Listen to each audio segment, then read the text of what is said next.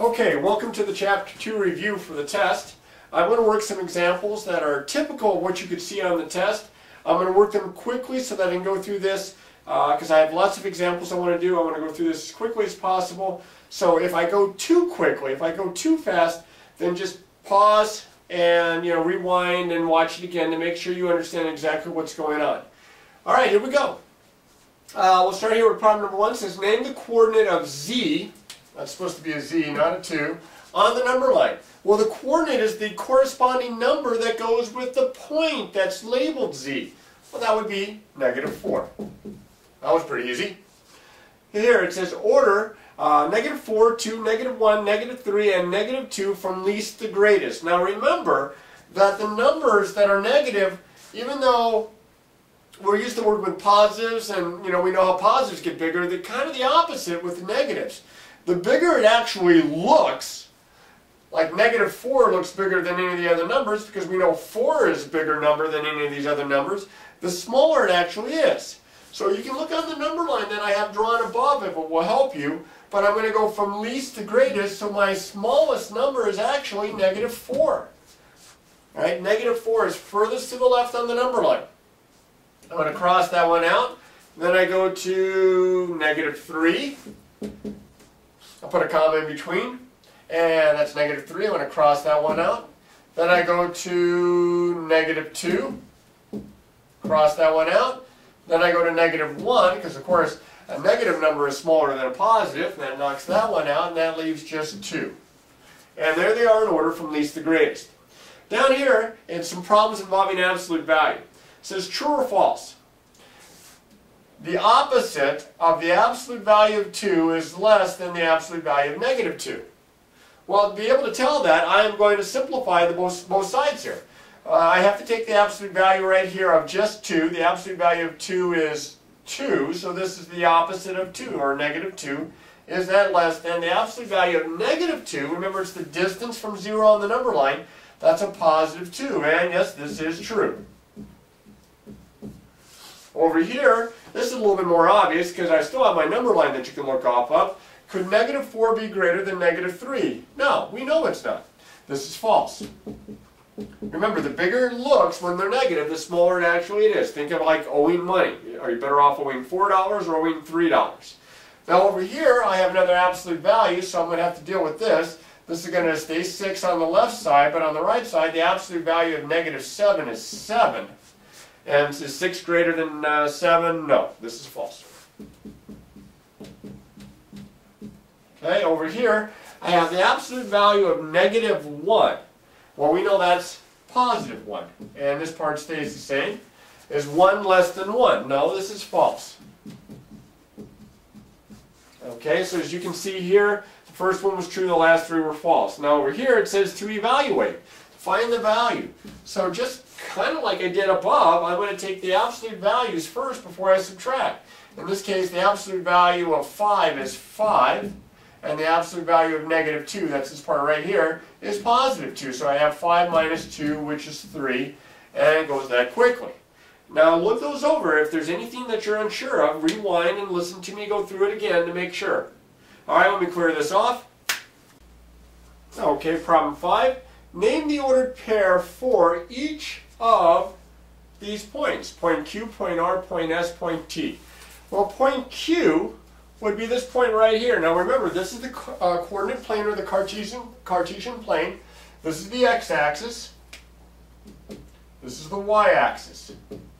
And as you can see, point Q lies on the x-axis. To find the ordered pair that's associated or corresponds to point Q, you start right here where the two axes intersect, or the origin. You go right, left, and upward, downward to determine its coordinates. Well, from here I'm going to go 1, 2 spaces to the left.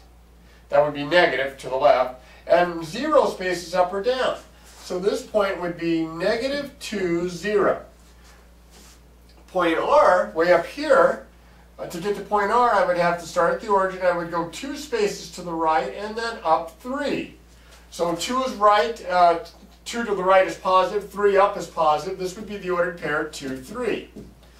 Point S, which is right here on the y-axis, I would go 0 to the right or left and then up 1. Well, that would be the ordered pair 0, 1. And then point T, which is down here, I would go from the origin 1 to the left and then down 2. Left is negative, down is negative. This is negative 1, negative 2.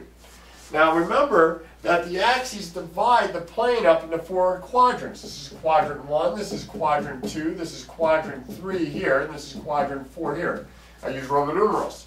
So if I ask you what quadrant are each of these points in, well, for point Q and for point S, since they're on an axis, they're not in a quadrant, so that would be none. But for point R, it's up and to the right, that's quadrant 1. And for point T, which is to the left and down, that would be quadrant 3. Hopefully you can read that. It's a little messy. All right, speaking of quadrants, let's go to problem 6 here. It says that the graph of a point P, which we're going to call xy, satisfies the conditions that x is less than 0. That means the x is negative. That means I go left. And y is greater than 0. That means the y is positive. That means I go up. What quadrant is point P located? Well, if I go to the left and then I go up, you can see that I am in quadrant 2. Okay, it's all based on these signs right here. X less than 0 means the x is negative. Y greater than 0 means the y is positive. If the x is negative, I go left. If the y is positive, I go right. Or, excuse me, I go upward. Excuse me. Problem number 7. Name an ordered pair of a point that lies on the x-axis and is to the left of the y-axis. So again, I'm going to just refer back to here. I have on the x-axis, but it's to the left of the y-axis. Well, any point over here, including point Q, which was negative 2, 0. Any of those would satisfy this. So I'll just use that. I'll use negative 2, 0. I could use negative 3, 0, negative 4, 0, negative 5, 0, negative a million 0. Those are all on the x-axis and all to the left of the y-axis. All right, let's try some more problems here. Let me clear this off. Okay, here we go. Find the sums. Of course, sum means to add. I'm going to be adding these numbers. Notice that some of them are positive, some of them are negative. So I have to remember my rules for positives and negatives when I'm adding. For example, here I'm adding a positive and a negative. You actually have to treat the numbers as if they were positive and subtract them. 27 minus 13, 27 minus 13 is 14. I have more negative than positive. The adding with the negative as the greater absolute value. That means my answer is going to be negative 14. So remember, you actually subtract and take the sign of the bigger looking one. I have to do the same thing over here because it's a negative and a positive. So I have a negative 28 and a positive 50. This time my bigger value is the positive. My answer is going to be positive, so I subtract real quick, a little scratch work, 50 minus 28. That's going to be 22, and it's going to be a positive 22. To the right there, I'm adding a negative 7 and a negative 13. Now here they're both negative. Remember, when you're adding two numbers that have the same sign, you add them and keep the sign. So I add the 7 and the 13, which is 20, but I keep the sign, so my answer is negative 20. All right? Now I'm going to apply that to this little story problem here that has to do with a golfer. It says in 4 days, a golfer has rounds of 4 over par, plus 4 for positive 4, 1 under par, negative 1 for being under par, 2 over par plus 2, and 3 under par minus 3 or negative 3. What is the golfer's overall score for the 4 days? We add them up. 4 plus negative 1 plus 2 plus negative 3. And I have suggested this before, when you're adding more than two numbers, add up all the positives, add up all the negatives, and combine at the end. So if I add the positives, that's 6. If I add the negatives here, a negative 1 and a negative 3 is a negative 4.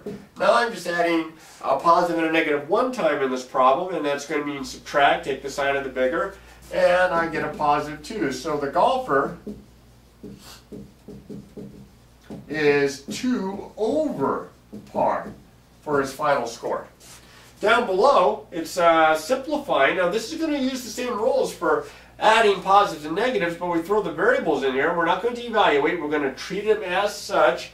These are all like terms. Notice they all have x's. So I'm going to add the first two first, not just because they're the first two, but because they have negative coefficients.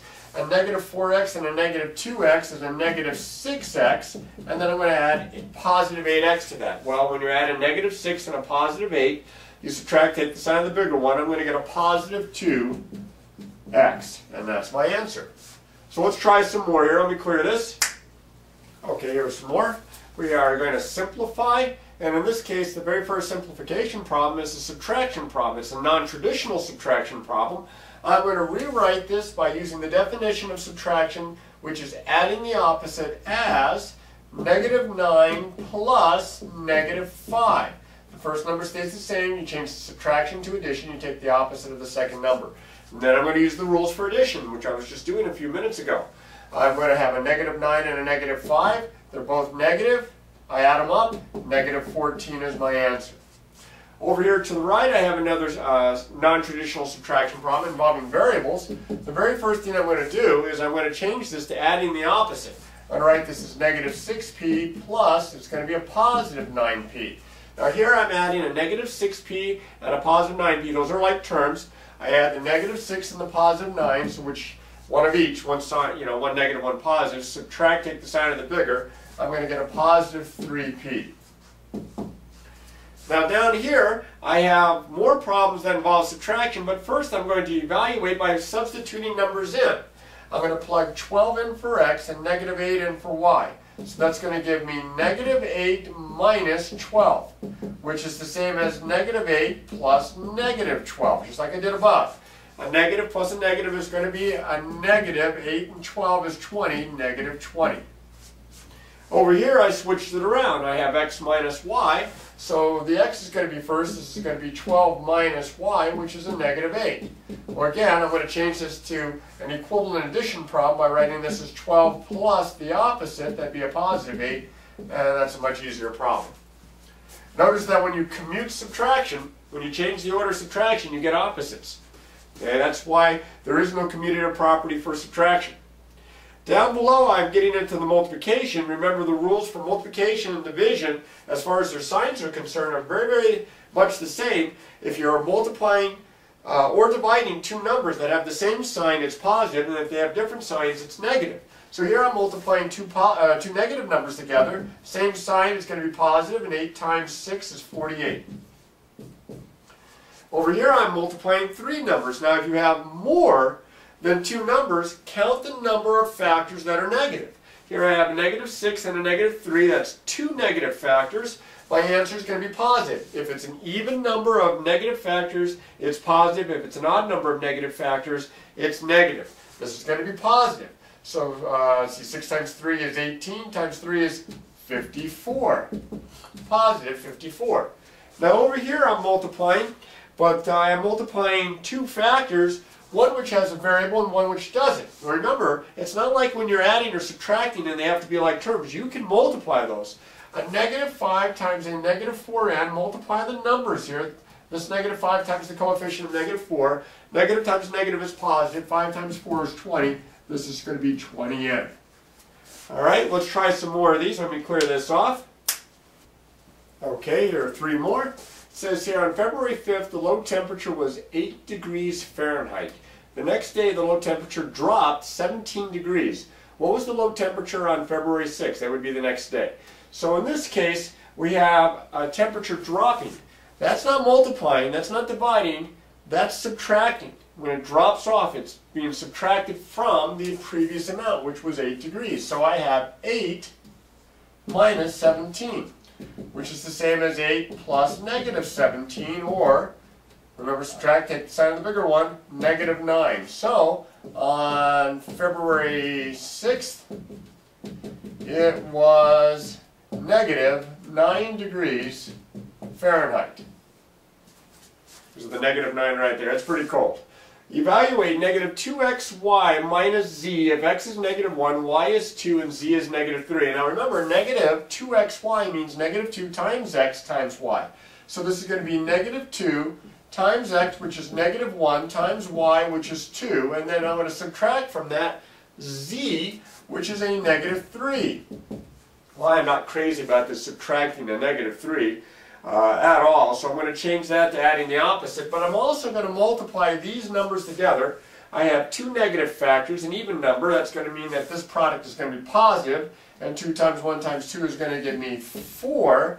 minus a negative 3 is the same as adding the opposite, adding a positive 3. And what started out as a very messy looking problem simplifies all the way down to 4 plus 3, which is 7.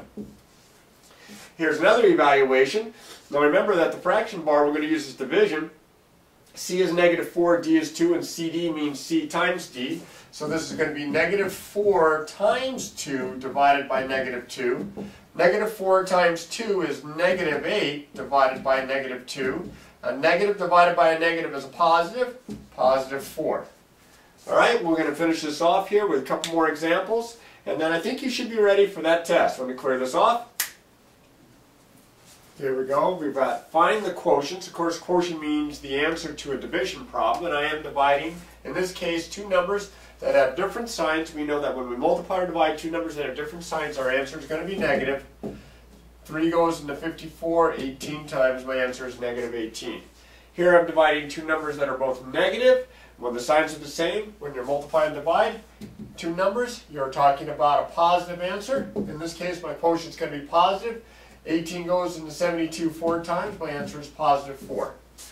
Okay, a couple quick review problems there. And now, the last one I'm going to work is a application kind of a problem. It says over 8 years, the population of a town decreased from 1,000 to 800. What was the average change in population over the each of the 8 years? So what we have to do is we have to find the change by first subtracting.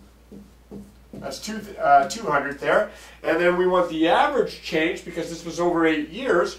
We're going to take the actual change divided by the number of years, in this case 8, and we're going to get, 8 goes into that, let's see, 25 times. We're going to get 25. Now, what I didn't take into consideration here was that it was a decrease. And I got ahead of myself here. I saw that 200 and jumped all over it, but it's a decrease. Think of this as a negative 200, and so we have a negative answer, a negative 25. That would imply that our average change is getting smaller, and the annual average change is a loss of 25 people. Okay, and now loss is implied by the negative. Now an average change, we're going to talk about average rates of change later on when we talk about lines and slope. And if you want to talk about instantaneous rate of change, well then you've got to go to a field of mathematics called calculus. But that's for a little bit later on down the line. And any of you can get to that point to take those types of classes if you just study hard and remember, practice, practice, practice.